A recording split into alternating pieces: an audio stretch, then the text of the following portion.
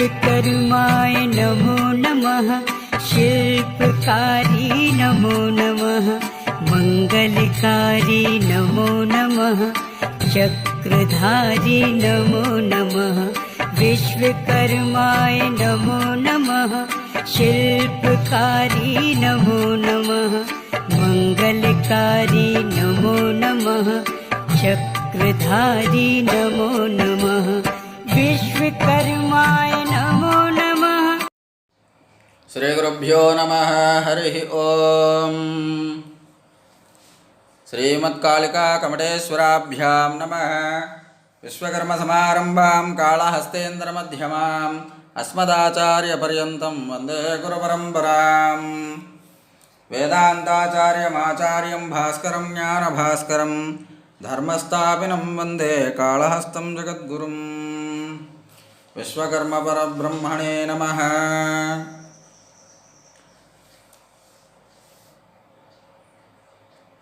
ఈరోజు మనం 8వ అధ్యాయం ప్రవచనం చెప్పుకుందాం. 7వ అధ్యాయంలో మనము బ్రహ్మాండ ఆవిర్భావానికి హేతువులు, తర్వాత బ్రహ్మాండమే పిండాండము అనేటువంటి విషయాలన్నీ కూడా మనం ప్రవచనం చెప్పుకున్నాం నిన్నటి రోజున. ఈరోజు చక్కగా 8వ అధ్యాయంలో పిండాండం ఏ విధంగా ఉత్పత్తి అవుతుంది అనేటువంటి విషయాన్ని మనము, అంటే స్త్రీల గర్భంలో ఉండేటటువంటి పిండాండము ఏ విధంగా సృజింపబడుతుంది, దానికి హేతువులు ఏంటి, ఈ యొక్క మానవ జన్మ ఇవన్నీ కూడా ఏ విధంగా కలుగుతూ ఉన్నాయి అనేటువంటి విషయాన్ని మనం స్పష్టంగా తెలుసుకుందాం. సువ్రత రాజర్షి ప్రశ్న వేస్తూ ఉన్నాడు గురువుగారిని. అంటే తనకు సందేహం కలిగింది. ఇంతకుముందు అధ్యాయం విన్న తర్వాత తనకు సందేహం కలిగింది. ఆ సందేహాన్ని అడుగుతూ ఉన్నాడు. కాళహస్తిన్నమస్తుభ్యం నరేంద్రగణవందిత పిండాండే దర్శయ ప్రాజ్ఞా బ్రహ్మాండస్య గుణాశ్చ మే. విశేషంగా అడుగుతున్నాడు.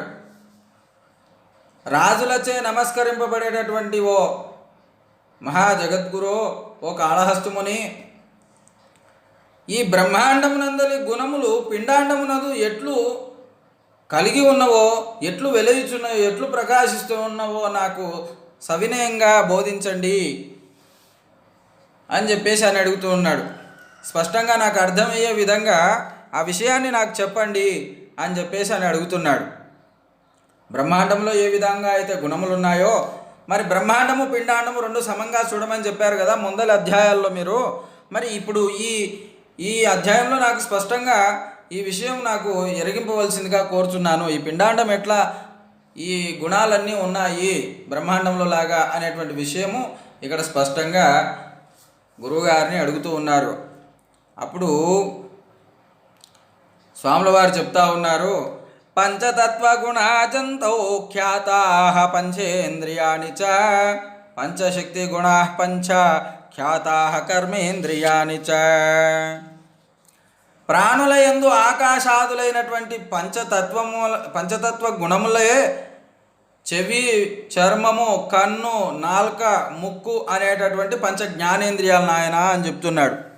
ఇక్కడ చూడండి, ఆకాశంలో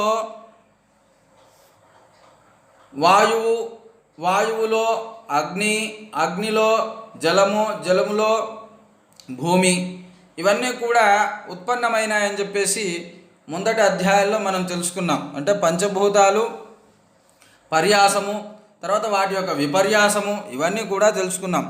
పోతే ఈ పంచభూత తత్వములే ఇక్కడ మనకు ఆ యొక్క గుణములే ఈ శరీరంలో కూడా పనిచేస్తున్నాయి.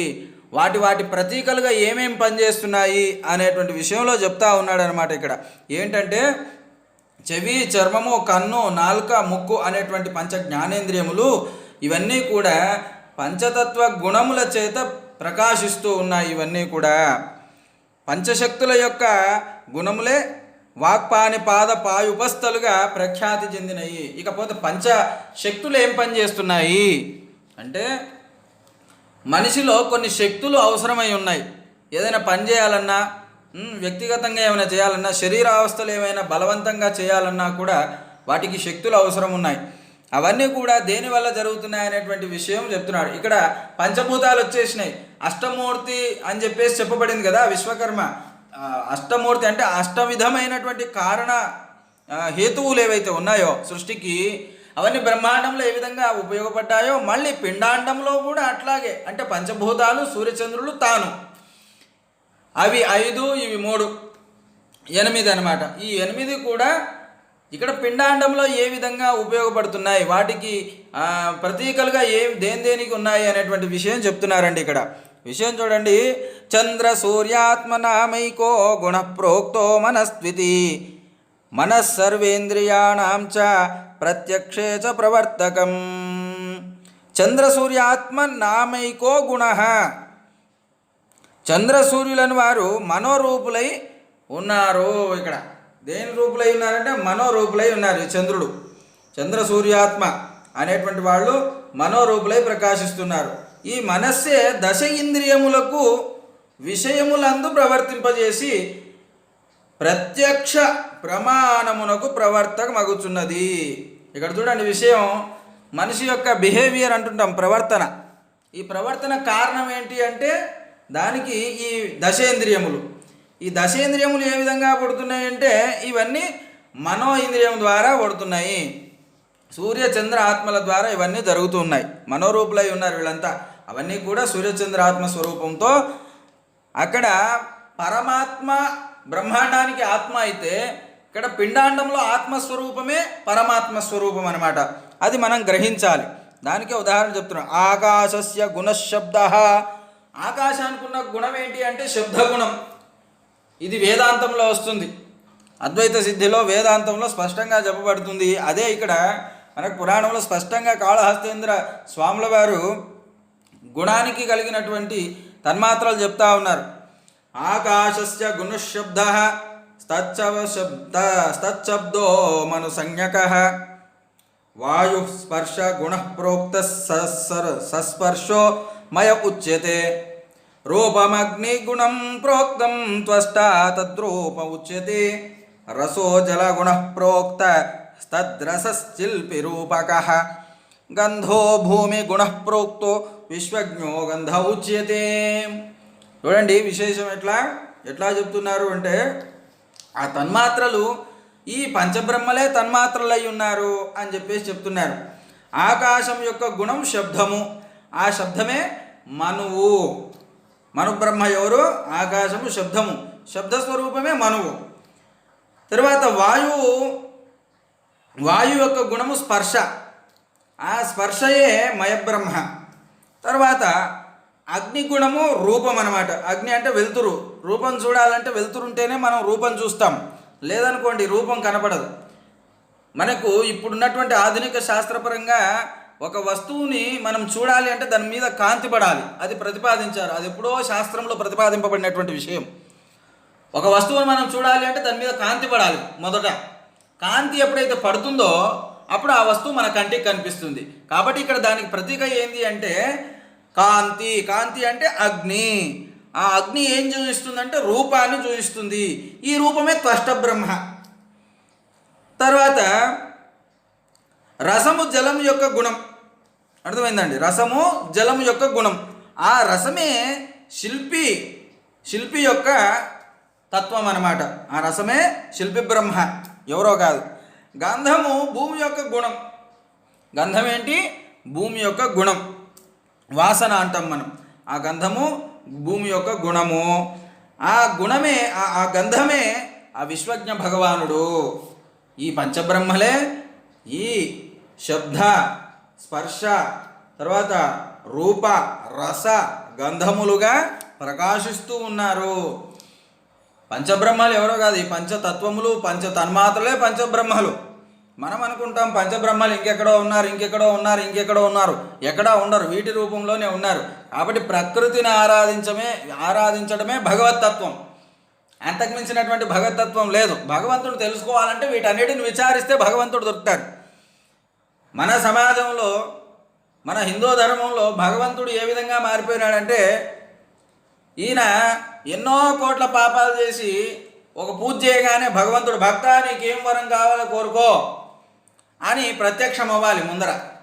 ఆ కాంతి స్వరూపంగా మనకు సినిమాల్లో చూపించినట్టుగా ప్రత్యక్షమవుతే ఈయనకి అప్పుడు దేవుడు ఉన్నట్టు అనమాట. దేవుడు అంటే నిజమైనది సృష్టి నిర్మాణం చేస్తున్నటువంటి భగవానుడు విశ్వకర్మ భగవానుడు.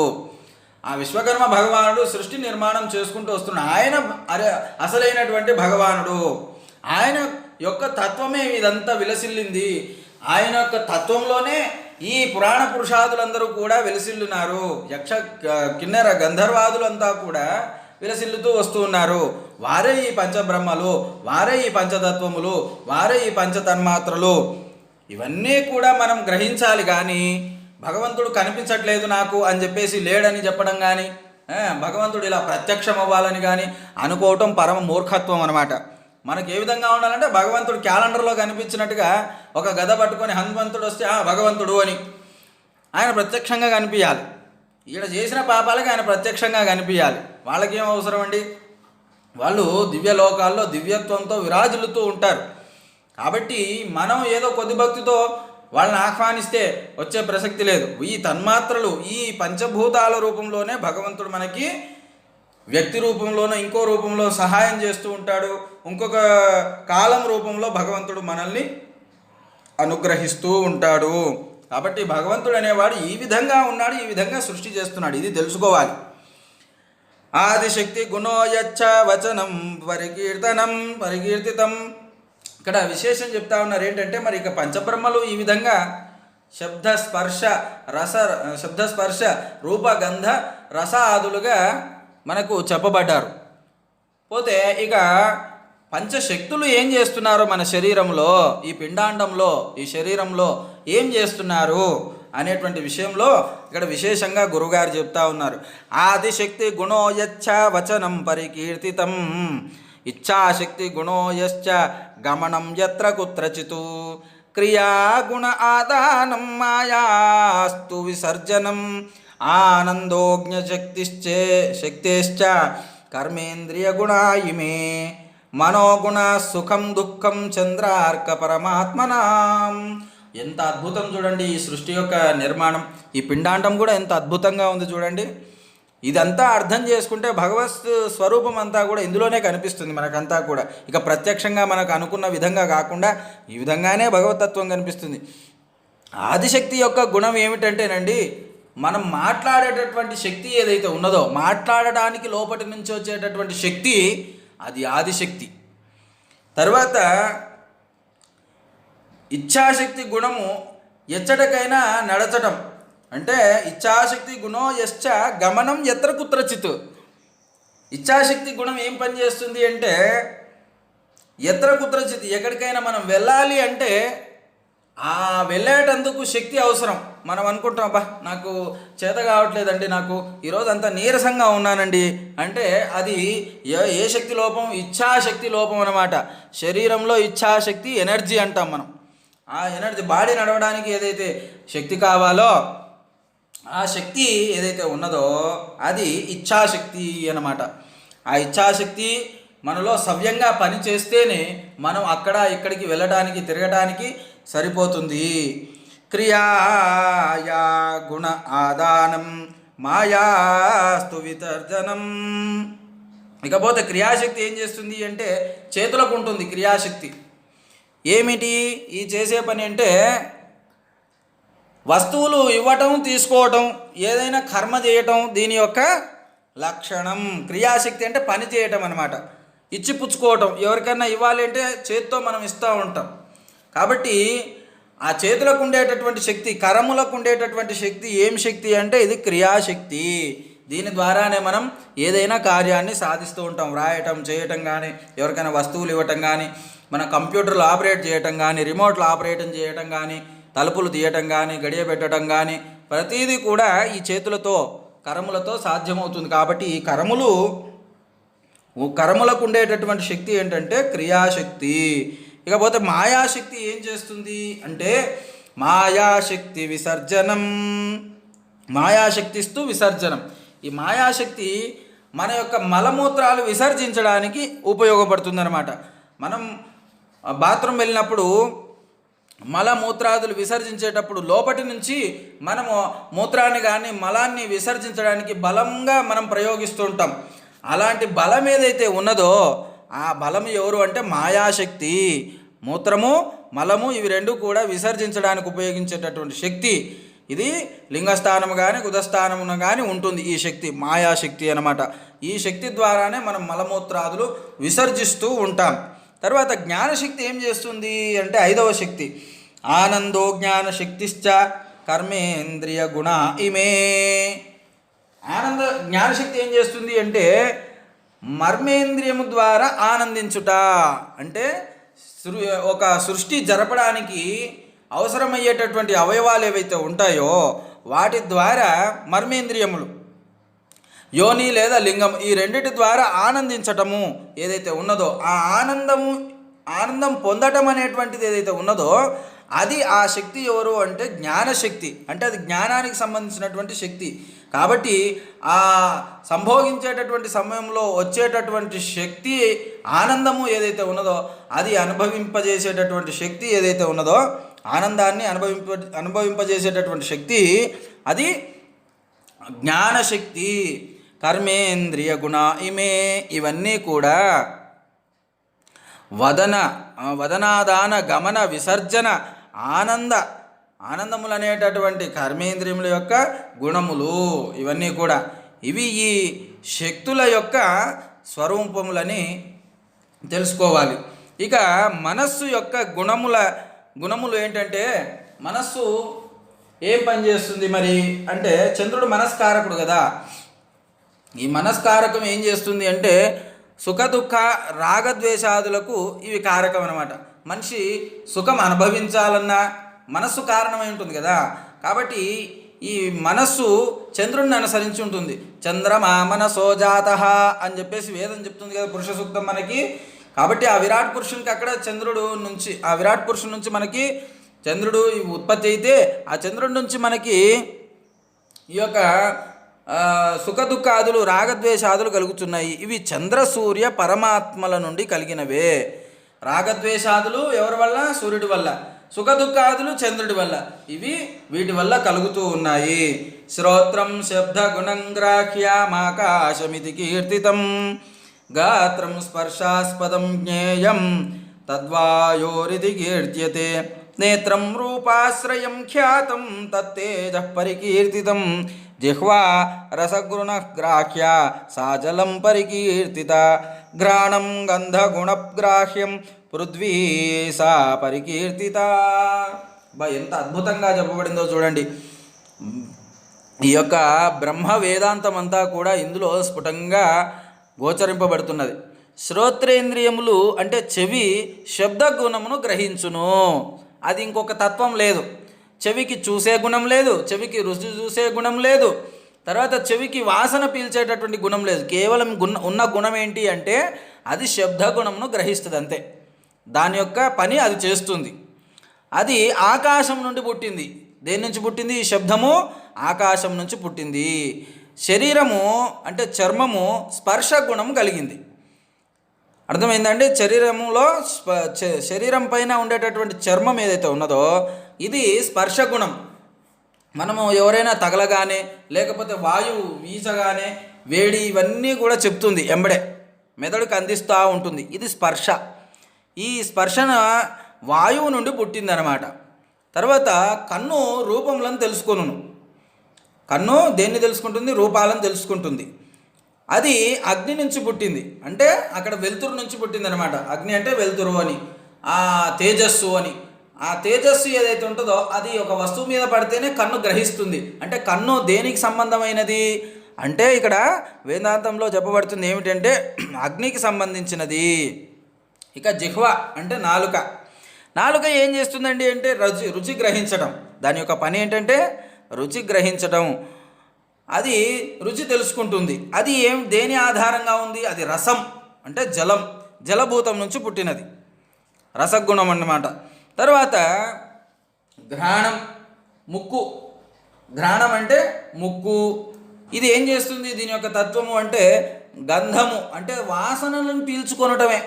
దీనికి చూసే గుణం లేదు, వినే గుణం లేదు, రుచి చూసే గుణం అంతకంటే లేదు. ఏమిటి అంటే గంధమును పీల్చుకొనటం, అంటే వాసన, ఏం వాసన కలిగి ఉంది, ఒక వస్తువు ఏం వాసన కలిగి ఉంది అని చెప్పడానికి ఉపయోగించేటటువంటి జ్ఞానేంద్రియము ముక్కు.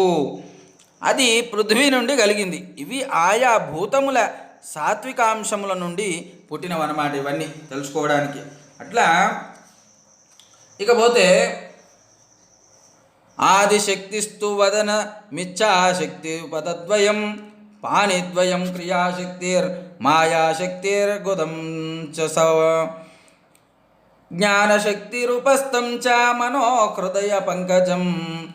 ఇక్కడ ఏం చెప్తున్నాడు అంటే గురువుగారు, ఈ శక్తులన్నీ కూడా ఎక్కడెక్కడ ఉంటాయి శరీరంలో, ఈ శక్తులన్నీ కూడా ఎక్కడెక్కడ ఉంటాయి అనే సందర్భంలో చెప్తా ఉన్నాడు. వాటి వాటి యొక్క స్థానాలు చెప్తా ఉన్నాడు అనమాట. ఆదిశక్తిస్తు వదన మిచ్ఛాశక్తి పదద్వయం పానిద్వయం క్రియాశక్తిర్ మాయాశక్తిర్ గుదం చ సా జ్ఞానశక్తిరూపస్థం చ మనో హృదయ పంకజం తాన్యేకాదశ సంత్యస్త్ర ఇంద్రియాని చ నిత్యశః జంతోరంగ విభాగేషు దర్శయంతః స్వకాన్ గుణాన్. ఎంత అద్భుతంగా చెప్తున్నాడు చూడండి. ఈ పంచశక్తులు ఎక్కడెక్కడ ఉన్నాయి, ఏమేం పనులు చేస్తున్నాయో కూడా ఇప్పుడు ఈ శ్లోకంలో చెప్పారు అద్భుతంగా.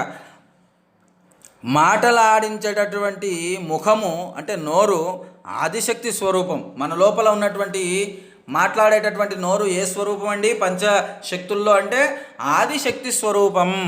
తర్వాత నడిచేటటువంటి 2 కాళ్ళు ఉన్నాయి కదా మనకి, ఈ 2 కాళ్ళు ఏ శక్తి స్వరూపం అంటే ఇచ్ఛాశక్తి స్వరూపం. తర్వాత పనులు చేసేటటువంటి చేతులు ఏవైతే ఉన్నాయో ఇవి క్రియాశక్తి స్వరూపం. తర్వాత విసర్జనం చేసేటటువంటి గుదం ఉంది కదా, మల విసర్జనం చేసేటటువంటి గుదము, ఇది మాయాశక్తికి సంబంధమైనదనమాట. ఆనందించేటటువంటి ఉపస్థ అంటే జననేంద్రియము లేదా లింగము లేదా యోని, ఇది జ్ఞానశక్తి అన్నమాట. మనస్సు హృదయ పద్మం. ఈ విధముగా జ్ఞానేంద్రియ పంచకం, కర్మేంద్రియ పంచకం, అంతరింద్రియము అను 11ను, ఈ 11 కూడా శరీరమున ఆయా భాగముల యందుండి తమ తమ పనులు చేస్తూ ఉన్నాయి. అంటే పంచబ్రహ్మలు మన లోపల పనిచేస్తూ ఉన్నారు. చంద్ర సూర్యాగ్ని నాడీనాం మధ్యే హృత్కమలే స్వయం పరమాత్మ విశ్వకర్మ భాతిర్జ్యోతిర్మయస్తథా. ఇకపోతే ఈ చంద్ర సూర్యులు ఎక్కడున్నారు? వీళ్ళ మధ్యలో ఎవరున్నారు? పరమ ఆత్మస్వరూపంగా ఎవరు ప్రకాశిస్తున్నారు మన యొక్క శరీరంలో అనేటువంటి విషయం చెప్తా ఉన్నారు. ఎంత అద్భుతమైన జ్ఞానం చూడండి. అందుకే ప్రతి ఒక్కరు కూడా వేదాంతం వినాలి. వేదాంతం వినకుండా సంసారంలో లీనమైపోయి వాళ్ళు నాకు డబ్బులు ఇవ్వాలి, వీళ్ళు నాకు డబ్బులు ఇవ్వాలి, నేను వాళ్ళకి డబ్బులు ఇవ్వాలి, మా పిల్లల స్కూల్ ఫీజులు కట్టాలి, తర్వాత నేను అక్కడ డబ్బులు కట్టాలి, ఇక్కడ డబ్బులు కట్టాలి, నేను ఉద్యోగానికి వెళ్ళాలి, ఇది మనమంతా లౌకిక జీవనంలో మునిగిపోయినటువంటి మాయా జీవనం అంతా ఇదంతా కూడా. మరి ఇంత అద్భుతమైనటువంటి శరీర జ్ఞానము, ఆత్మజ్ఞానము ఇదంతా కూడా మనము ఏదో ఒకరోజు, ఎల్లప్పుడూ కాదు, ఏదో ఒకరోజు సమయం ఉన్నప్పుడు వ్యర్థ భాషలాడకుండా ఇలాంటి విషయాలన్నీ కూడా మనం చక్కగా వినాలి. గురువుల ద్వారా ప్రవచనం చెప్తూ ఉంటే అది వినాలి. లేదా గురువులను ఒక సమూహంగా ఏర్పడి గురువులను పిలుచుకొని వచ్చి సవినయంగా ప్రశ్నిస్తూ ఇలాంటి విషయాలన్నీ కూడా తెలుసుకోవాలి. అలాంటప్పుడే మనకు బ్రహ్మజ్ఞానం వస్తుంది. ఇక్కడ చెప్తా ఉన్నాడు ఏమిటి అంటే చంద్ర సూర్యాగ్ని నాడీనాం మధ్యే హృత్కమలే స్థిత స్వయం పరమాత్మ విశ్వకర్మ భాతి జ్యోతిర్మయస్తదా. ఈ విధంగా శరీరమున కూడా ఇడాపింగళ అనేటువంటి సుషుమ్న, ఇడాపింగళ మరియు సుషుమ్న నాడులకు నడమనున్నటువంటి హృదయ కమలములందు జ్యోతిస్వరూపుడుగా పరమాత్మ తనకు తానే విశ్వకర్మ సర్వకాలముల యందును ప్రకాశిస్తూ ఉన్నాడు. ఎంత దివ్యజ్ఞానం చూడండి. హృదయంలో తాను అధోముఖుడై పద్మకోశ ప్రతీకాశకం హృదయం చాప్యధోముఖం అని చెప్పేసి మనకు మంత్రపుష్పం చెప్తున్నాం మనమంతా కూడా. ఆ పరమాత్మ హృదయంలో అధోముఖుడై చక్కగా పద్మంలో అధోముఖంలో ప్రకాశిస్తూ ఉన్నాడు అంగుళ ప్రమాణముగా అని చెప్పేసి సూక్ష్మంగా ఇక్కడ చెప్తా ఉన్నాడు అనమాట. చూడండి, సర్వకాలముల యందు ప్రకాశిస్తూ ఉన్నాడు ఆయన. ఈ రహస్యమును మనకు మంత్రపుష్పంలో స్పష్టంగా చెప్పబడి పద్మకోశ ప్రతీకాశకం హృదయం చాప్యధోముఖం. తర్వాత పరమాత్మ వ్యవస్థిత, చక్కగా ఆ హృదయంలో పరమాత్మ వ్యవస్థీకృతుడై ఉన్నాడు, ఆయనను తెలుసుకోండి, నిత్యం ధ్యానం చేయండి అని చెప్పేసి చెప్తూ ఉన్నాడు. ఇక పరమాత్మ మన లోపల ఆ విధంగా ఉన్నాడని దీని యొక్క తాత్పర్యం. ప్రాణవాయు స్వరూపేణ మనశ్చ హృది తిష్టతి. ఇకపోతే పంచవాయువులు ఉన్నాయి మన లోపల.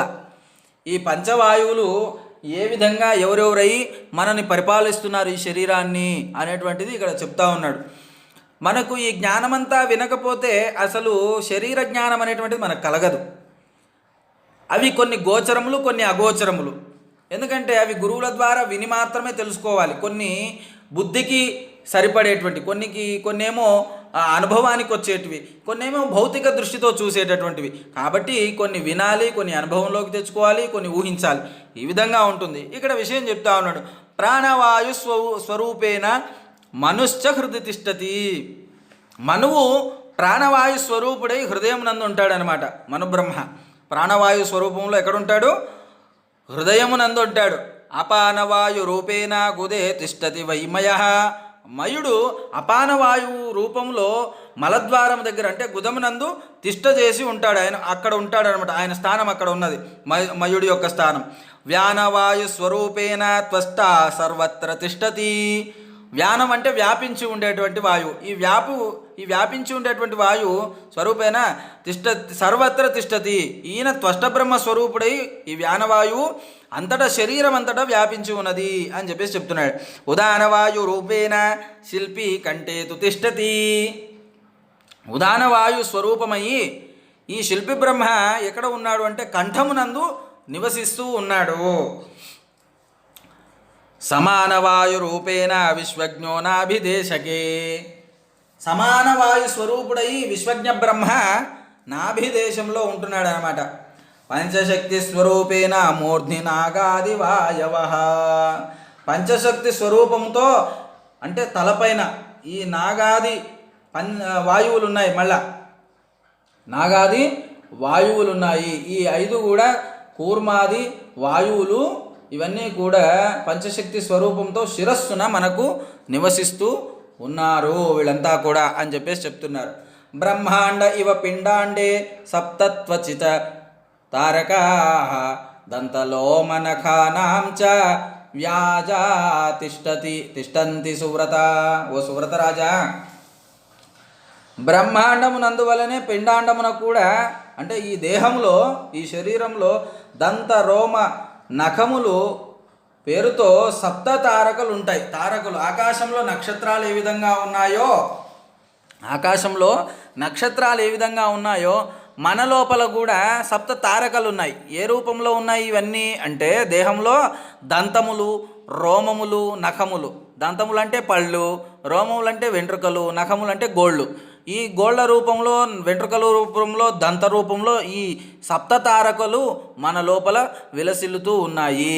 బ్రహ్మాండావరణ స్థానే త్వచ తిష్టంతి సప్తచ స్థానే నక్షత్రఖేటానాం దంతలోపనఖా స్మృతా. బ్రహ్మాండ ఆవరణమున సప్త చర్మములు ఉంటాయి. అంటే ఆ బ్రహ్మాండము ఆవరణంలో సప్త చర్మములు అంటే లేయర్స్ అంటుంటాం. అవి 7 చర్మాలు ఉన్నాయి. అట్లాగే ఆ నక్షత్ర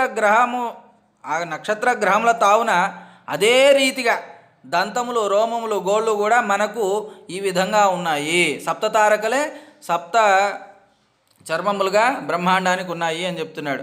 ఇకపోతే నాట్యస్తు దేవతాస్థానే శైలస్థానే తు కీకసం శ్వేదభాష్పవసారక్త మలమూత్ర పరాసవ. పిండాండమున బ్రహ్మాండమునందలి దేవతలకు మారుగా నాడులు ఉన్నాయి. ఇవన్నీ కూడా నాడులు పనిచేస్తూ ఉన్నాయి మన నాడుల్లో. ఆ నాడులే దేవతలు. ఇక్కడ బ్రహ్మాండంలో దేవతలు ఎట్లా ఉన్నారో ఈ పిండాండంలో కూడా దేవతలు ఆ విధంగా నాడీ స్వరూపంగా ఉన్నారు. కొండలకు ప్రతీకంగా ఏమున్నాయి?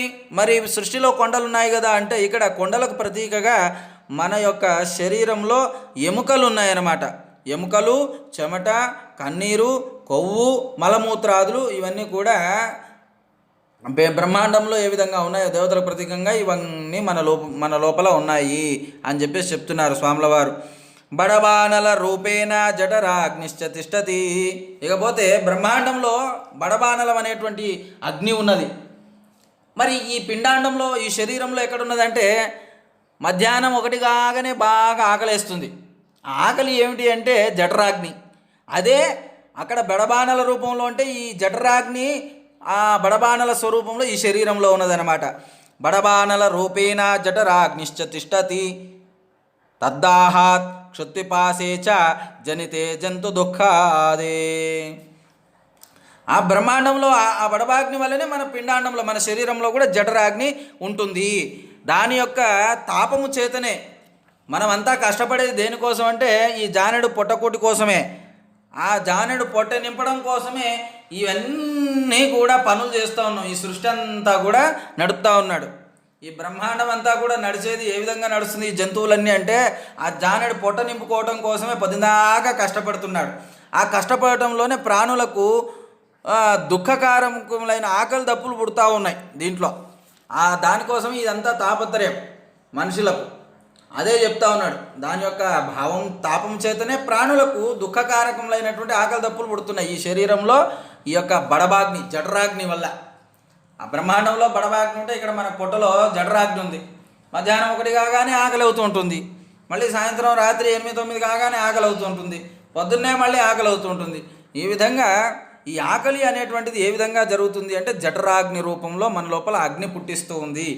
ఆ అగ్ని పుట్టించి కలుపులో ఎలకలు పరిగెడుతున్నాయండి నాకు అంటుంటారు. ఎందుకు అంటే ఆకలి అవుతుంది అని అక్కడ సంజ్ఞ. కాబట్టి ఆ ఆకలి అనేటువంటి దానివల్ల ఆకలి దప్పుల చేతనే ఈ యొక్క జీవులన్నీ కూడా అలమటిస్తూ ఉన్నాయి. దానికోసమే ఈ ప్రపంచమంతా కష్టపడుతూ ఉంది అని చెప్పేసి చెప్తున్నాడు. క్షుత్పిపాస వశాదన్నం నిత్యం మష్నంతి జంతవ. లింకులు చూడండి. ఆ పరమాత్మ ఈ పిండాండంలో అక్కడ కూడా సృష్టి ఎట్లా చేసినట్టో ఇక్కడ కూడా సృష్టి చేస్తూ ఉన్నాడు. ఏ విధంగా అంటే ఆ జఠరాగ్ని కోసము ఈ జంతువులంతా కష్టపడి అన్నం సంపాదిస్తాయి. అన్నం అంటే వాటి ఆహారం. అవి ఏవి తింటాయో వాటి శరీరానికి అనుకూలంగా అవి వాటి యొక్క అన్నం అన్నమాట. ఇక్కడ చెప్తా ఉన్నాడు. క్షుత్పిపాస వసాదన్నం నిత్యం మష్నంతి జంతవ అన్నపానైశ్చ జాయతే కామక్రోధౌ చ జంతుషు. ఇక చూడండి ఎంత విచిత్రం సృష్టి చూడండి. ప్రాణులన్నీ కూడా ఆకలి దప్పులు తీర్చుకోవడం కోసం ఏం చేస్తాయంటే నిత్యము అన్నం సంపాదిస్తూ ఉంటాయి, అన్నం తింటూ ఉంటాయి. మరి ఈ అన్నం వల్ల ఏం ఉత్పత్తి అవుతుంది శరీరంలో అంటే ఈ అన్నపానముల వల్ల, అన్నము పానము అంటే తాగేటటువంటి వస్తువు వల్ల, అన్నం వల్ల ఏం ఉత్పత్తి అవుతుంది అంటే కామక్రోధాదులు ఉత్పత్తి జరుగుతూ ఉన్నాయి. కామక్రోధాదులు ఉత్పత్తి జరుగుతూ ఉంది. ఈ శరీరంలో కామక్రోధాదులు అనేటువంటి పుడుతూ ఉన్నాయి.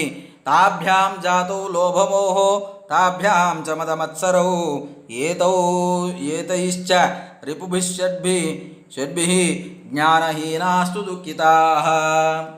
ఇక చూడండి ఏం జరుగుతుంది ఈ కామక్రోధాదుల వల్ల అంటే కామక్రోధముల వలన లోభము మోహము కలుగుతున్నాయి.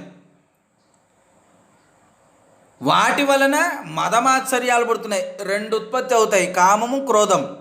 వీటి వల్ల లోభం మోహం పుడుతుంది. వాటి వల్ల మళ్ళీ మదం ఆశ్చర్యం పుడుతుంది. ఇవి కూడా 6 ఏంటివి అంటే కామ క్రోధ లోభ మోహ మద మాత్సర్యములు అనేటువంటి ఇవన్నీ ఏంటివి అంటే 6 శత్రువులు మన లోపల. ఈ 6 శత్రువులన్నీ కూడా మన లోపల ఉత్పత్తి అవుతున్నాయి. ఈ 6 శత్రువుల వల్లనే మనిషి ఏమవుతున్నాడంటే దుఃఖితుడు అవుతున్నాడు. దుఃఖం దేనివల్ల వస్తుందంటే ఈ 6 శత్రువుల వల్లనే వస్తుంది అనమాట. మొదటి దానివల్ల చాలా వస్తుంది. మొదటిది కామం, అన్నిటి మీద కోరికలు పెంచుకుంటాడు. క్రోధం కోపం వస్తుంది. లోభం పిసినారితనం, మోహం ఇష్టం పెరుగుతుంది. మదం అహంకారం పెరుగుతుంది. మాత్సర్యం ఎవరికి వినకుండా తయారవుతూ ఉంటారు. ఇవన్నీ కూడా పెరగటం చేత మనుషులంతా ఏమవుతున్నారు అంటే దుఃఖితులు అవుతున్నారు. ఆ దుఃఖం చేసేది కూడా ఈ అన్నం వల్లనే ఉత్పత్తి జరుగుతుంది. అందుకే యోగులు అన్నాన్ని మానేస్తూ ఉంటారు. అన్నం మానేసి వాయుభక్షణ చేస్తూ ఉంటారు. దాన్ని మనం గమనించవచ్చు.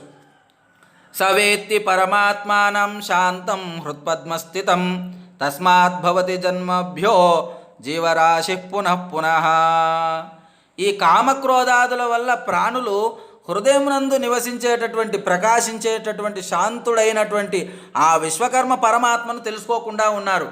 ఇక వీడికి పొద్దున్నాక వీటిలోనే నానుతూ ఉంటాడు. కామము, క్రోధము, లోభము, మోహము, మదము, మాత్సర్యం, వీటిలోనే ఈ ప్రకృతి అంతా కూడా, అంటే వాడికి కనిపించే ప్రకృతి అంతా కూడా డబ్బు, ఇల్లు, భార్య, పిల్లలు ఇవన్నీ కూడా దాంట్లోనే కనిపిస్తాయి. కాబట్టి వాటిలో మునిగిపోతాడనమాట. తద్వారా ఏమవుతుందంటే తన హృదయములో ఉండేటటువంటి పరమాత్మను తెలుసుకోలేకుండా పోతున్నాడు. స వేత్తి పరమాత్మానం శాంతం హృత్పద్మ సంస్థితం తస్మాత్ భవతి జన్మభ్యో జీవరాశి పునఃపునః. విషయం చెప్తున్నాడు. అద్భుతమైనటువంటి శ్లోకం చూడండి. కామక్రోధాదుల వల్ల ప్రాణులు హృదయమునందు ప్రకాశించేటటువంటి శాంతస్వరూపుడైనటువంటి ఆ గొప్ప పరమాత్మ, ఆ విశ్వకర్మ పరమాత్మను తెలుసుకోలేకపోతున్నారు. పరమాత్మ జ్ఞానము కలగనందువల్ల మళ్ళీ ఏమవుతుంది అంటే, ఈ జన్మలో పరమాత్మ జ్ఞానం అనేటువంటిది కలగకపోతే మళ్ళీ అనేక జన్మలు మాటి మాటికి అనేక జన్మలు ఎత్తవలసి వచ్చుచున్నది. అందుకే ఇక్కడ చెప్తున్నారు, తస్మాత్ భవతి జన్మభ్యో జీవరాశి పునఃపునః. మళ్ళీ జీవరాశులు ఎందుకు పునఃపునః మళ్ళీ ఉడతా ఉన్నాయంటే, ఆ పరమాత్మ జ్ఞానం వాడికి తెలియదు. కాబట్టి మళ్ళీ జంతువులు చంపబడుతున్నాయి, మళ్ళీ పుట్టబడుతున్నాయి, పుట్టబడుతున్నాయి. ఇంతే. ఈ జన్మంతా కూడా జరిగేది ఏమిటి ఈ లోకంలో అంటే జనన మరణాలు. ఇవి ఎల్లప్పుడూ నడుస్తూ ఉన్నాయి. ఎందుకు అంటే ఆ పరమాత్మను తెలుసుకోలేకపోవటం వల్ల.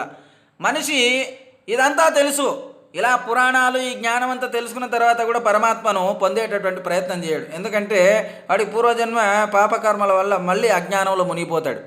ఒకసారి నిద్రలేచి మళ్ళీ ఇట్లా తల ఊపేసరికి మొత్తం పోతాయన్నమాట. కాబట్టి పరమాత్మను ఎల్లప్పుడూ స్తుతిస్తూ ఉండాలి, ఎల్లప్పుడూ తలుస్తూ ఉండాలి, ఎల్లప్పుడూ స్మరిస్తూ ఉండాలి. ఈ విధంగా చెప్తా ఉన్నాడు అనమాట. జీవరాశి పునఃపునః, జన్మభ్యో జీవరాశి పునఃపునః. ఎవడైతే పరమాత్మ జ్ఞానము తెలియకుండా ఉంటాడో వాడికి మళ్ళీ జన్మలు అనేటువంటివి వస్తూనే ఉంటాయి అనేటువంటి విషయం చెప్తున్నాడు. పిండోత్పత్తి ప్రకారం మే కాళహస్తి మునే వద కథం గర్భేషు నారీణాం జంతుర్వర్ధతి జాయతే. మళ్ళీ ఈయనకు సందేహం వచ్చింది. అయ్యా, మరి ఈ విధంగా కామక్రోధాదుల వలన ఇవన్నీ పరమాత్మను తెలుసుకోలేకపోతున్నాం కదా, మరి ఇటువంటి సందర్భంలో ఆయన మళ్ళీ ఒక సందేహం అడిగాడు. ఏమని అంటే, పిండోత్పత్తి ప్రకారం మే కాళహస్తి మునే వద కథం గర్భేషు నారీణాం జంతుర్వర్ధతి జాయతే. ఈ పిండోత్పత్తి, జంతువులు మళ్ళీ పుడుతున్నారన్నారు కదా, పరమాత్మను తెలుసుకోలేకుండా మళ్ళీ మరణము, మళ్ళీ పుట్టుక, మళ్ళీ మరణం, మళ్ళీ పుట్టుక, ఈ విధంగా జరుగుతుంది కదా. మరి ఈ పుట్టుక అనేది ఏ విధంగా జరుగుతున్నది? ఈ పిండాండము ఏ విధంగా ఉత్పత్తి అవుతున్నది? నారీ గర్భంలో అంటే స్త్రీ యొక్క గర్భంలో ఈ యొక్క పిండము ఏ విధంగా వృద్ధి చెందుతుంది? మళ్ళీ జంతువుల గర్భంలో ఏ విధంగా వృద్ధి చెందుతుంది అనేటువంటి విషయము నాకు సెలవీయండి, నాకు తెలుసుకోవడానికి నేను కోరుతున్నాను. తద్రహస్య జ్ఞానం అంతా నాకు విశదీకరింపజేయండి అని అడుగుతున్నాడు. అప్పుడు చెప్తా ఉన్నాడు గురువుగారు ఏమని అంటే, స్వర్గేపి భోగాన్ భుక్తా స్వౌ ధాత్రా జన్మని చోదితః జంతుః పతతి భూలోకే ఉడుర్విష్ణు పదాదివా. చక్కగా చెప్పినారు, ఎంత అద్భుతంగా చెప్పినారు చూడండి. జీవుడు స్వర్గ నరకముల యందు భోగాదులను అనుభవించి విధి అంటే కర్మ ప్రేరణ చేత ఆకాశము నుండి చుక్కబడినట్లు భూలోకమున పడుచున్నాడు. అంటే మేఘము నుండి వర్షోదకం ఏ విధంగా అయితే భూమిపైన పడుతుందో ఆ విధంగా అన్నమాట. నిజానికి అదే సత్యమని చెప్పుకోవచ్చు. అట్లా ఆత్మ అనేటువంటిది భూమి మీద వాడు వర్షపు చుక్క పడినట్టు పడుతున్నాడు. అంటే ఇక్కడ వర్షమే అనుకోండి, నీటి చుక్కయే ఆత్మస్వరూపం. స ఓషధి మనుప్రాప్య భూత్వా అన్నం యస్య తస్యచిత్ రుణానుబంధతః పుంసః గర్భం వింశతి మానవః. అట్లా ఆత్మ భూమిపైకి పడి భూపతితుడైనటువంటి ఆ జీవుడు ఓషధులను అనగా పండ్లను కానీ ధాన్యమును కానీ పొంది అన్నమై రుణ సంబంధము వలన రుణ సంబంధం వలన ఒకానొక పురుషుని గర్భమున ప్రవేశిస్తూ ఉన్నాడు. ఆత్మస్వరూపము ఓషధుల రూపంలో, అంటే మనం తినే అన్నము అన్నీ కూడా ఆత్మస్వరూపాలే. అందుకే అన్నం పరమాత్మ స్వరూపం అంటుంటాం. అంటే అన్నము ఆత్మ అన్నమాట. ఈ తినే అన్నం అంతా కూడా ఆత్మస్వరూపం. అదంతా కూడా ఆత్మస్వరూపంగా మన లోపలికి వెళ్తున్నాయి. ఆ వెళ్ళి మళ్ళీ మనలో మన గర్భంలో పురుషుడి యొక్క గర్భంలో కానీ స్త్రీ యొక్క గర్భంలో కానీ శుక్ల శోణిత రూపాల్లో ఉత్పన్నమవుతా ఉన్నాయి ఇవన్నీ అనేటువంటి విషయం చెప్తా ఉన్నాడు. స్త్రీ జన్మని తథా జంతో కారణాద్యజి కర్మణ స్త్రీ గర్భశోణితం భూత్వా వర్తతే నాభిదేశతః. ప్రాణి యొక్క కర్మ నిమిత్తము వలన, అంటే ఆ యొక్క కర్మ వాడి యొక్క కర్మానుసారము స్త్రీ గర్భమున బొడ్డు సమీపమున రక్తం ఉంటుంది. ఏ జీవుడు ఏ స్త్రీ గర్భమున పుట్టవలసిన యోగమున్నదో ఆ స్త్రీ గర్భముననే ఆ జీవికి తగిన రక్తము, అంటే వాడికి సంబంధించినటువంటి రక్తము తయారవుతూ ఉన్నదన్నమాట. అంటే ఎవడు కర్మవశాన ఏ తల్లిదండ్రుల గర్భాన పుట్టానో అక్కడ వాడు ఆ అన్నము స్వీకరిస్తున్నారు. ఆ తల్లిదండ్రులు స్వీకరించడం చేత ఆ విధంగా వాళ్ళకు లోపల రక్తం తయారవుతున్నది అని చెప్పేసి చెప్తున్నాడు. స్త్రీ గర్భకోశే నిభే గర్భే స్త్రీనాం నాభిప్రదేశతః అస్థిశోని సంయుక్తం మాంసకోశమధోముఖం.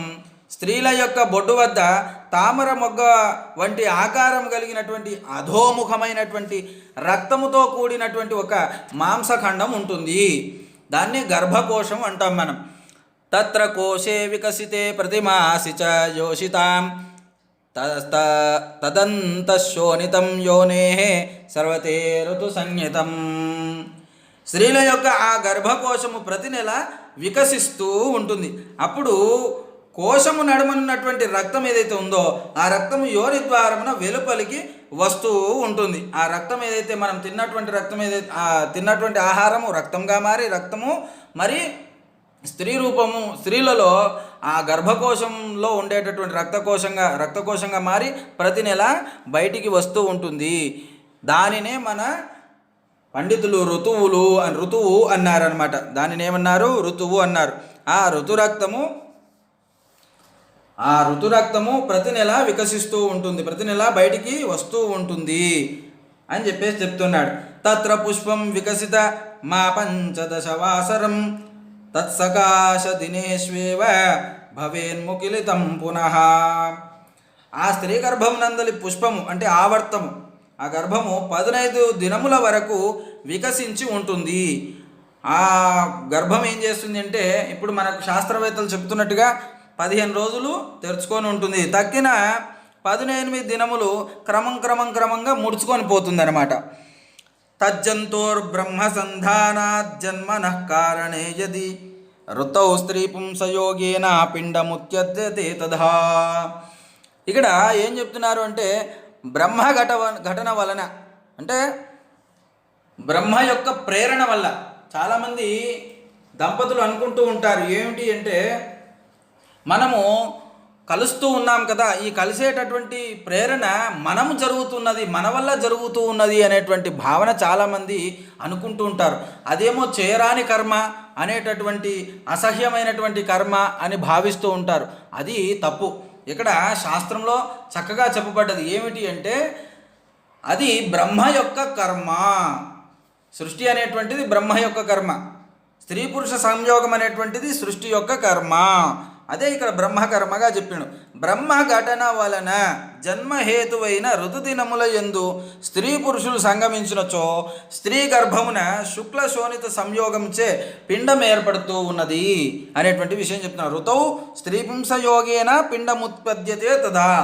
ఆ విధంగా బ్రహ్మ యొక్క ఘటన వల్ల, బ్రహ్మ యొక్క ప్రేరణ వల్ల స్త్రీ పురుషులు సంగమించడం జరుగుతుంది. తద్వారా వారి యొక్క శుక్ల శోణితముల వలన ఈ యొక్క పిండం అనేటువంటిది ఏర్పడుతుంది గర్భంలో. ఆ పిండము ఏ విధంగా అనేటువంటిది చెప్తున్నాడు. తయో స్త్రీ పుంసయో శుక్ర శోణితం యోజితే యతి పిండముత్పద్యతే గర్భే పుష్పం ముకళితం భవేతు. చూడండి, సృష్టి మాతృగర్భంలో సృష్టి ఎంత అద్భుతంగా జరుగుతుందో చూడండి. తయో స్త్రీ పుంసయో శుక్రశోణితం యోజితే యతి. సంగమించిన స్త్రీ పురుషుల యొక్క ఋతురక్తము శుక్రము కలుసుకొనొచ్చు, స్త్రీవి గర్భం ఏర్పడుతుంది, అంటే పిండం ఏర్పడుతుంది. ఆ పిండం ఏర్పడినటువంటి సందర్భంలో, పిండం ఏర్పడిన తర్వాత ఆ యొక్క గర్భం అనేటువంటిది ముడుచుకుపోతుంది. గర్భం పిండం తయారవడానికి అది ఫలదీకరణ జరిగినంబడే ఆ పిండం ముడుచుకొని పోతుంది, అంటే రక్షణ చేస్తుంది. ఇదంతా బ్రహ్మ సంఘటన. చూడండి, మనం అనుకుంటాం ఇదంతా మనం చేస్తున్నందువల్ల జరుగుతుంది అని. ఇదంతా పొరపాటు. ఇదంతా బ్రహ్మ యొక్క ఘటన. ఇదంతా బ్రహ్మ చేసేది. ఈ శరీరంలో ఈ పంచబ్రహ్మలు అంతా కూడా ఈ విధమైనటువంటి సృష్టిని చేస్తూ ఉన్నారు. శోణితాదధికం వీర్యం పుంపిండమితి నిర్దిశేత్ వీర్యాచ్ఛేదధికం రక్తం స్త్రీపిండమితి నిశ్చయ. స్త్రీ శోణితం కంటే పురుష బీజము అధికమైన ఎడల పురుష పిండమనియు, శుక్రమున కంటే శోణితం ఎక్కువైనచో స్త్రీపిండమని నిశ్చయము. ఈ సందర్భమున మనము కొంత విచారించవలసి ఉన్నది. అంటే స్త్రీ శోణితం అంటే ఆ యొక్క పూర్వశాస్త్రంలో చెప్పింది ఏంటంటే, స్త్రీకి ఫాలోపియన్స్ నాళాలు అని చెప్పేసి చెప్తా ఉంటారు. ఇప్పుడు అంటే అండవాహికలు అని. ఈ అండవాహికలు ఒకవైపు స్త్రీ సంతానోత్పత్తికి సంబంధించినటువంటి అండములు ఉత్పత్తి అవుతుంటాయి, ఒకవైపు నుంచి పురుష పిండోత్పత్తికి సంబంధించినటువంటి అండములు ఉత్పత్తి అవుతుంటాయి. రెండు. ఇక్కడ పురుషుడి ఘటన వలన ఆ బీజము స్త్రీ అండ ఫలదీకరణ జరిగితే స్త్రీ ఉత్పత్తి, పురుష అండ ఫలదీకరణ జరిగితే పురుషుడిగా ఈ విధంగా మార్పు జరుగుతూ ఉంది అనేటువంటిది ఇక్కడ శాస్త్రం చెప్తుంది. అంటే బలము ఎటువైపు ఎక్కువగా పురుష బీజం వెళుతూ ఉందో ఆ వైపు అది ఆ విధంగా సృష్టి, అంటే ఆ పిండం ఏర్పడేటువంటి సృష్టి జరుగుతుంది అనేటువంటిది ఇక్కడ విషయం చెప్తూ ఉన్నారు. ఇదే ఇక్కడ చెప్పబడింది. స్త్రీ శోణితము కంటే పురుష వీర్యం అధికమైన ఎడల పురుష పిండమనియు, శుక్రమున కంటే శోణితం ఎక్కువైతే స్త్రీ పిండమని నిశ్చయం చేసుకోవాలి అనేటువంటి విషయం చెప్తా ఉన్నారు. కానీ ఇది అంత సాధారణమైనటువంటి విషయానికి గోచరం కాదు. దీన్ని అంతర్లీనంగా ఆలోచించాల్సినటువంటి విషయం అన్నమాట. ఇంతకుముందు చెప్పినట్టుగా పుంసాం సంయోగ వేలాయాం మలం యస్మిన్ నిబధ్యతే కుష్ఠీభవ యశోగర్భం మూత్రం చేత్క్షేరోగివాన్. ఇకపోతే మనకు శాస్త్రంలో చాలా చక్కగా విషయము వెల్లడింపబడ్డది. ఏమని అంటే, సృష్టి క్రమమునకు ఉపక్రమించే ముందు ఏవైతే మర్మావయవాలు ఉంటాయో, ఏవైతే జననావయవాలు ఉంటాయో ఇవి శుద్ధంగా ఉంచుకొని స్నానము చేసి దైవ పూజ చేసి మంచి ఫలములు పాలు ఇలాంటివి తిని పాలు లాంటివి త్రాగి ఈ యొక్క సృష్టి క్రమానికి ఉపక్రమించమనేటువంటిది శాస్త్రం. తద్వారా ఏం జరుగుతుందంటే మంచి సంతానము కలుగుతూ ఉంది అనేటువంటి విషయం చెప్పింది. ఇక్కడ ఏం చెప్తున్నాడంటే, పుంసాం సంయోగ వేలాయాం మలం యస్మిన్ నిబధ్యతే కుష్ఠీ భవేత్ యశో గర్భం మూత్రం చేత్ క్షయరోగవాన్. ఇంతకుముందు చెప్పింది శాస్త్ర పద్ధతి. ఒకవేళ అజ్ఞాని అయ్యి ఆ యొక్క సంగమ సమయమున పురుషుల యొక్క మలముతో సంపర్కం కలిగినచ్చో ఆ శిశువు కుష్ఠిరోగి అగునని జ్ఞాతం. అంటే గుర్తుంచుకోవాల్సిన విషయం. అంటే అవయవములు శుభ్రంగా ఉండాలి, అలా ఉన్నప్పుడు మంచి సంతానం కలుగుతుంది అని చెప్తున్నాడు. పురుషుల యొక్క మలంతో సంపర్కం కలిగినచో ఆ శిశువు యొక్క కుష్ఠిరోగి అగును. ఇందులో ఎటువంటి సందేహం లేదు. కుష్ఠిరోగి భవత్యసౌ గర్భం మూత్రం చేత్ క్షయరోగవాన్. మూత్రం చేత్ క్షయరోగవాన్. ఒకవేళ మూత్ర సంబంధమైనటువంటి విషయం కలిగి ఉంటే, మూత్ర సంబంధమైనటువంటి సంపర్కం కలిగి ఉంటే, అంటే ఆ అవయవములకు మూత్ర సంబంధమైనటువంటి ధాతువులు కానీ ఇలాంటివి ఏవైతే ఉంటాయో ఆ పుట్టేవాడు ఎలాంటి వాడు పుడతాడు అంటే క్షయరోగి అయి పుడతాడనమాట. ఇది మనుషులు గమనించాల్సిన విషయం. ఇంకొకటి ఏంటంటే, విపరీత కామాదుల వల్ల చేసేటువంటి ప్రక్రియలు ఏవైతే ఉంటాయో వీటి వల్ల కూడా సంతానం సరిగా ఉండదు అని దీని యొక్క భావన. మనము చక్కగా సృష్టి చేసే విధంలో బ్రహ్మ యొక్క ఘటనగా భావించి దైవం మీద సంకల్పం వేసి మంచి సంతానం కలగాలనేటువంటి విషయంతో మనము ఈ యొక్క సృష్టి కార్యాన్ని నిర్వర్తించాలి అని ఇక్కడ గురువులు ఉపదేశించేటటువంటి కార్యం అన్నమాట. స్త్రీణాం సంయోగ వేలాయాం మలం యస్మిన్ నిబధ్యతే పాండురోగీ స కుక్షిస్తో మూత్రం చేన్మహారోగవాన్.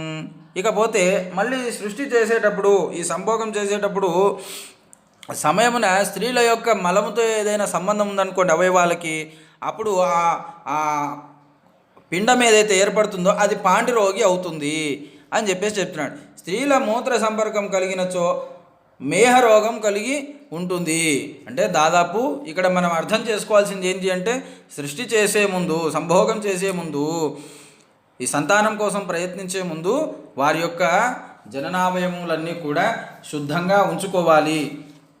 చక్కగా స్నానాది కర్మలన్నీ కూడా ఆచరించి మాత్రమే ఈ యొక్క పవిత్రమైన కార్యక్రమానికి ఉపక్రమించాలి అనేటువంటి విషయం దీని ద్వారా మనకు తెలుస్తుంది. ఇకపోతే ఏ రోజు మనము ఈ యొక్క సృష్టి కార్యక్రమాన్ని నిర్వర్తించాలి మనుష్యులు, మానవులు అనేటువంటి విషయంలో ఇక్కడ స్పష్టంగా చెప్తా ఉన్నారు. ఋతుస్నాన దినే బాలా జాయతే పురుష సంగమాత్ ద్వితీయేహ్ని భవేద్ధీమాన్ తృతీయే చోరమేవచ. ఋతుస్నానం చేసిన నాడు పురుష సంగమం వలన గర్భమైనచో ఆడపిల్ల పుడుతుంది. ఋతుస్నానం అంటే అయిపోయినాక, ఋతుస్నానం అయిపోయిన తర్వాత ఆ రోజు రాత్రి సంగమించినట్లయితే ఏం చెప్తున్నాడు అంటే, పురుష సంగమం వలన గర్భమైనచో ఆడపిల్ల పుడుతుంది, ఆ రోజు స్త్రీ సంతానం కలుగుతుంది అనేటువంటి విషయాన్ని వ్యక్తం చేస్తూ ఉన్నారు గురువులు. స్నానం చేసిన రెండవ దినమున అయితే బుద్ధిమంతుడైనటువంటి పురుషుడు కలుగుతాడు. మూడవ దినమున గర్భమైతే ఆ పుట్టిన శిశువు దొంగవాడవుతాడనమాట. స్నానాత్ చతుర్థే నాస్త్యేవ పంచమ్యాం జాయతే నృపః. స్నానాత్ చతుర్థే నాస్త్యేవ, స్నానం చేసిన 4వ దినము సంతానము కలగనే కలగదు అని చెప్తున్నాడు. పంచమ్యాం జాయతే నృపః, 5వ రోజు రాజరికం చేయువాడు పుడతాడట. షష్ఠే చ జాయతే క్లీబః, సప్తమ్యాం ధనవాన్ భవేత్. షష్ఠే చ జాయతే క్లీబః, 6వ రోజు గర్భమైనటువంటి సందర్భమున ఎవరు పుడతాడంటే నపుంసకుడు పుడతాడు. క్లీబః అంటే నపుంసకుడు. 7వ రోజు తర్వాత 7వ రోజు ఎవరు పుడతారంటే ధనవంతుడు పుడతాడనమాట. తర్వాత అష్టమ్యాం తు దరిద్ర, అష్టమ రోజున స్నానం చేసిన నాది నుంచి 5వ రోజు గర్భమైతే అష్టమి రోజు ఎవడు పుడతాడు? దరిద్రుడు పుడతాడు. స్యాన్నవమ్యాం విజయీ భవేత్, దశమ్యాం చ భవేన్నీచో భోగి ఏకాదశే దినే. 8వ నాడు దరిద్రుడు పుడితే 9వ నాడు జయశీలుడు పుడతాడనమాట. జయత్వమే శీలంగా కలిగినటువంటి వాడు పుడతాడు. తర్వాత 10వ దినమున నీచుడు పుడతాడు. మొత్తానికి 11వ రోజు నాడు భోగవంతుడు, ధనవంతుడు పుడతాడనమాట. గొప్ప భోగాలను అనుభవించేటటువంటి వాడు. ద్వాదశే దివసే మూర్ఖో విద్వానేవ త్రయోదశే చతుర్దశేతు పరభృత్ యోగి పంచదశే దినే.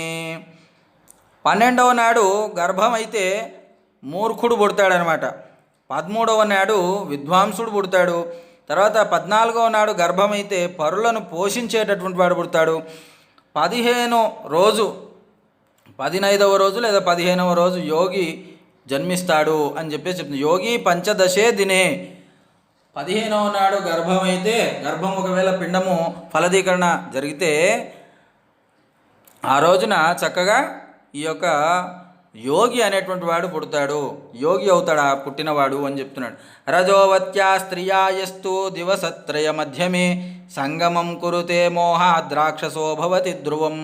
చాలా చక్కగా వినాల్సిన విషయం ఏమిటంటే, అందరూ స్త్రీ రజస్వల అయిన 3 దినముల యందును సంగమము చేయరాదు.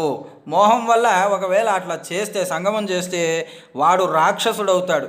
ఎందుకు చెప్పారు ఈ విషయం అంటే, ఈ రోజున మనం గమనించాల్సిన విషయం, సూక్ష్మమైన విషయం. ఆ రజస్వలైనటువంటి స్త్రీ యొక్క మనస్సు సరిగా ఉండదు. మనోభావన, శరీరము ఇవన్నీ కూడా సరిగా ఉండవు.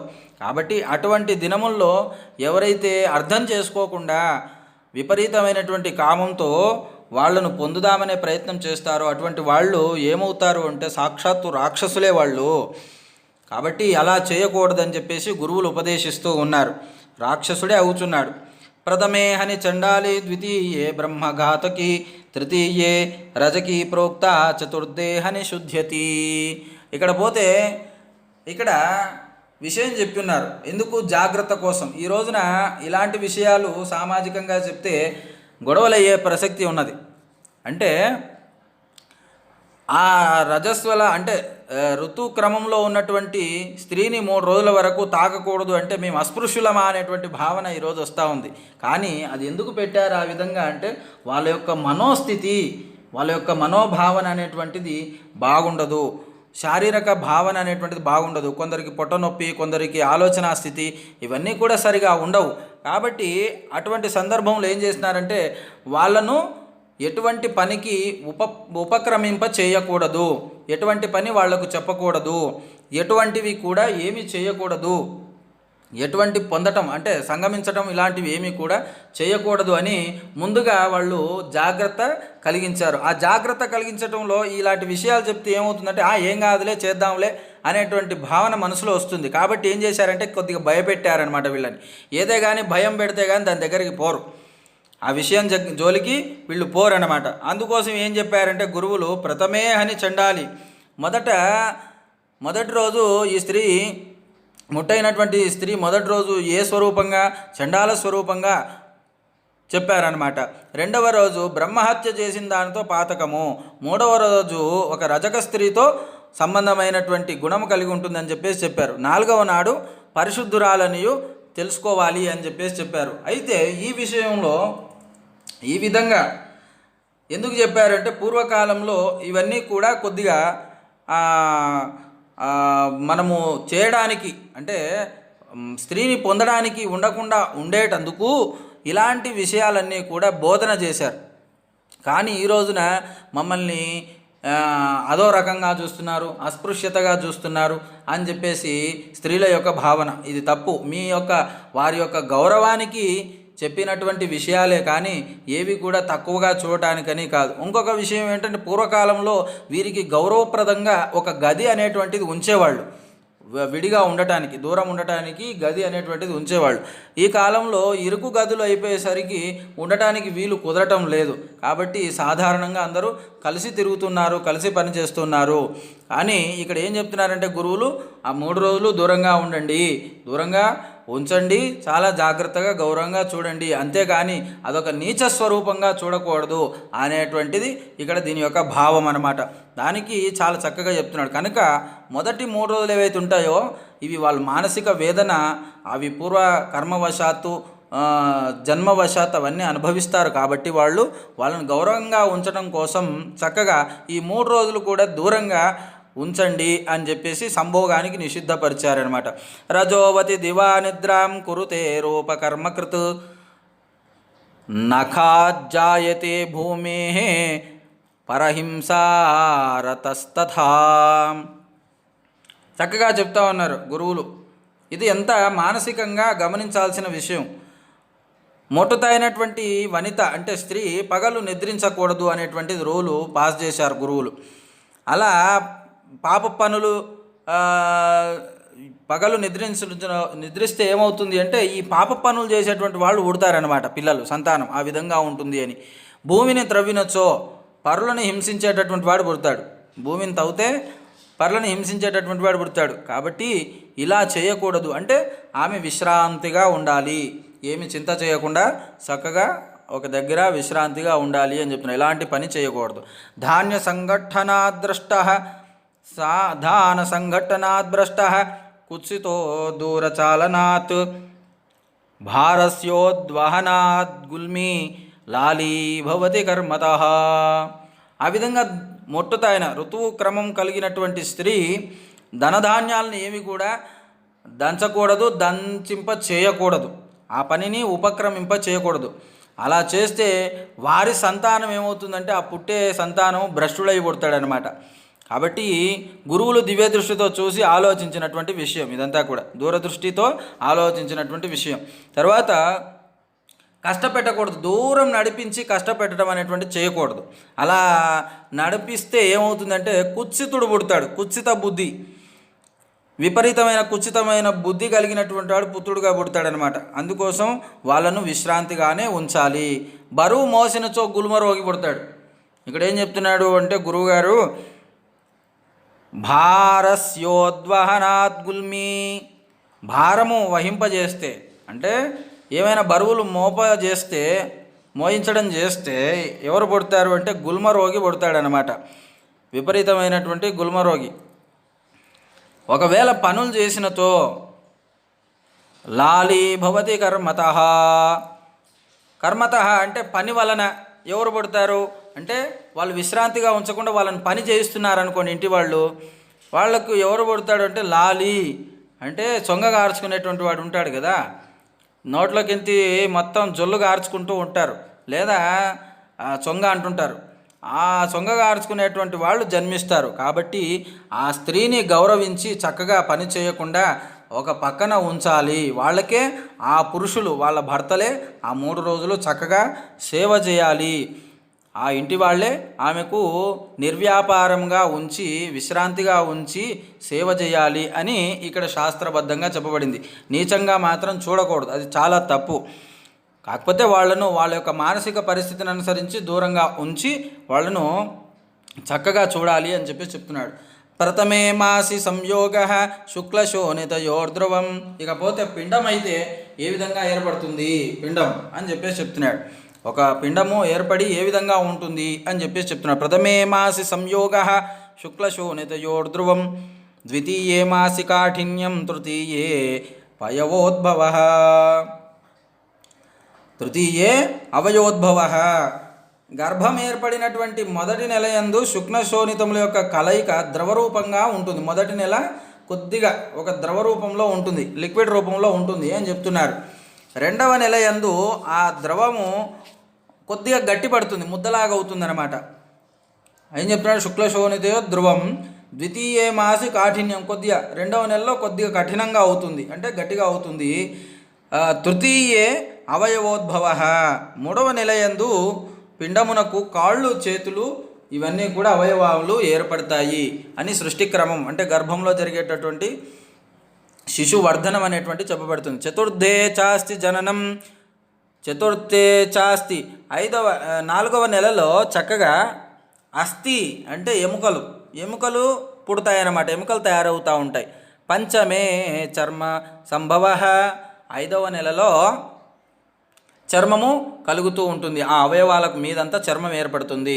కేశానాం జననం షష్ఠే సప్తమే ప్రాణ సంభవ, 6వ నెలలో ఆ పిండమునకు వెంట్రుకలు ఏర్పడతాయి, సన్నని వెంట్రుకలు ఏర్పడుతూ ఉంటాయి. 7వ నెలలో ప్రాణం వస్తుంది, ప్రాణము కలుగుతూ ఉంది, ప్రాణం వ్యక్తమవుతూ ఉంటుంది అని చెప్తున్నారు గురువుగారు. సుజ్ఞానం చాష్టమే మాసి క్షుతృష్ణే నవమే తథా, ప్రసవం దశమే మాసి క్రమాత్ పిండం ప్రజాయతే. 8వ మాసమున జీవునికి పూర్వజన్మ కర్మాదుల వల్ల జ్ఞానం ఏర్పడుతున్నది, పూర్వజన్మ కర్మజ్ఞానం అనేటువంటిది ఏర్పడుతుంది 8వ నెలలో. ఇక 9వ నెలలో ఆకలి దప్పులు కలుగుతాయి, తర్వాత ప్రసవానికి సిద్ధంగా ఉంటాడు. పూర్వకాలం వశాత్తు 10వ నెలలో కనే వాళ్ళు ఉన్నారు, 9వ నెలలో కనేటువంటి వాళ్ళు ఉన్నారు. కాబట్టి ఇక్కడ 10వ నెల వరకు సృష్టి క్రమం చెప్పారు. అంటే ఆ చివరి దశ ఎంత వరకు ఉంటుందంటే 10వ నెల వరకు అవకాశం ఉంది అనేటువంటి విషయం చెప్పారు. 9వ నెలలో ఆకలి దప్పులు ఏర్పడుతూ ఉంటాయి. తర్వాత 10వ మాసమున గర్భం నుండి బయటపడతాడు, లేదా 9వ మాసంలో గర్భం నుంచి బయటపడతాడు అని గురువుల వాక్యం. గర్భిణీ వాంఛితం భక్ష్యం నోచేత్ సబధిరో భవేత్, అంధపురుష సంయోగాత్ షణ్మాసాదు పరిధ్రువం. ఇకపోతే ప్రసవం అయిన తర్వాత గర్భిణి యొక్క కోరికలు తప్పక తీర్చాలి అని గురువుల వాక్యం. గర్భిణి యొక్క కోరికలు తప్పకుండా తీర్చాలి. అట్లు గర్భిణి యొక్క కోరికలు తీర్చనిచో, ఇక్కడ విషయం చెప్తున్నాడు, గర్భిణి గురించి చెప్తున్నాడు, ప్రసవం అయిన తర్వాత కాదు. గర్భిణి యొక్క కోరికలు తప్పకుండా తీర్చాలి. ఒకవేళ తీర్చనటువంటి పరిస్థితి ఏర్పడితే ఆ పుట్టబోయేటటువంటి శిశువు చెవిటి వాడగును. అంటే ఇక్కడ మనం సైన్స్ పరంగా ఆలోచించాల్సిన విషయం ఏంటంటే విటమిన్ లోపం ఏర్పడుతుంది. మనిషి అంటే గర్భవతికి ఎందుకు ఆ కోరికలు అలా పుడతాయి, విశేషమైనటువంటి వస్తువులు తినాలనేటువంటి కోరికలు ఎందుకు పుడతాయి అంటే భగవంతుడు సృష్టించినటువంటి విధం చూడండి. ఆ విధంగా కోరికలు పుడితే ఆ ఉత్పత్తి అయ్యేటటువంటి జీవుడు లేదా శరీరము, ఆ పిండము అద్భుతంగా ఏ లోపం లేకుండా తయారవుతుంది అని దీంట్లో అర్థం అనమాట. ఆ విధంగా భగవంతుడు ఆ తినేటటువంటి గుణాన్ని ప్రకల్పిస్తూ ఉంటాడు. కాబట్టి ఆ గర్భిణి యొక్క కోరికలు తన భర్త తప్పకుండా తీర్చాలి అని చెప్తూ ఉన్నాడు. తీర్చడంతో ఏమవుతుంది అంటే అవయవ లోపం జరుగుతుంది, అంటే ఏదో ఒక లోపం జరుగుతుంది. అదే చెప్తున్నాడు. ఏం జరుగుతున్నాడు? పుట్టబోయేటటువంటి శిశువు చెవిటి వాడవుతాడు. 6వ మాసం దాటిన తర్వాత గర్భిణి పురుష సంయోగము చేసిన ఎడల పుట్టేటివాడు గుడ్డివాడవుతాడు. కాబట్టి 6వ మాసం తర్వాత పురుష సంగమం అనేటువంటిది చేయకూడదు. చాలా జాగ్రత్తగా వినవలసిన విషయం, దంపతులు చక్కగా వినాల్సిన విషయం ఏంటంటే 6వ మాసం తర్వాత భార్యను కలవకూడదు అనేటువంటి విషయం చక్కగా గురువుగారు ఉపదేశిస్తూ ఉన్నారు ఇక్కడ. ఒకవేళ అట్లా చేస్తే ఆ పుట్టేవాడు ఏమవుతాడంటే గుడ్డివాడు పుడతాడనమాట. గర్భిణ్యాం సంభుజ్యతే యత్ తద్రసం గర్భిణి గర్భసంభృత భుంక్తే సౌ బ్రహ్మరంధ్రేణ మధురం తు తే విశేషతః. పూర్వకాలంలోనే చాలా చక్కగా గురువులు ఉపదేశించినారు. ఇంకా ఇలాంటి విషయాలన్నీ పరిశోధన చేస్తే ఇవన్నీ స్పష్టంగా అవగతమవుతాయి. కానీ అంత పరిశోధన చేసేటటువంటి ఓపిక మన సమాజానికి లేకుండా పోయింది, సైంటిస్టులకు లేకుండా పోయింది. కాబట్టి గర్భిణ్యా సంభుజ్యతే యత్ తద్రసం గర్భసంభృత.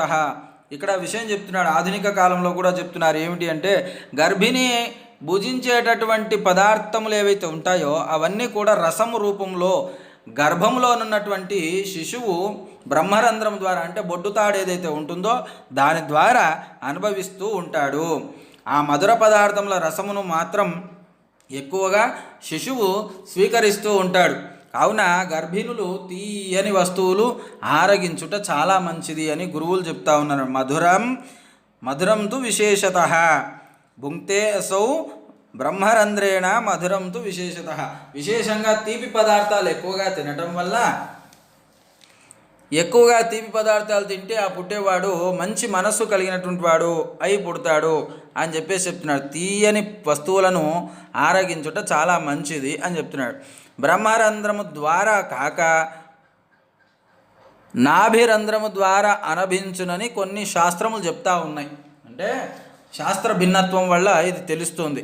నాభిరంధ్రము అంటే అది బొడ్డుతాడు, దానివల్లనే ఇది. ఇక్కడ బ్రహ్మరంధ్రము అని నాభిరంధ్రము అని భిన్నత్వము లేదు. బ్రహ్మరంధ్రము నాభిరంధ్రము లోపల, బ్రహ్మరంధ్రం అంటే బాహ్యం వచ్చిన తర్వాత శిరస్సున ఉండేది బ్రహ్మరంధ్రము అని చెప్తున్నాం.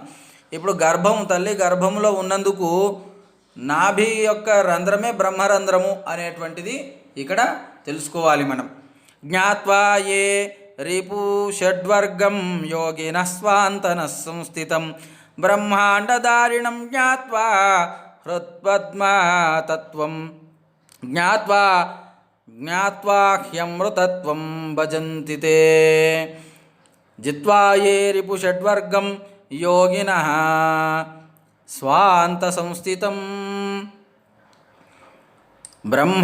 బ్రహ్మాండధారిణం జ్ఞాత్వా హ్యమృతత్వం భజంతి తే.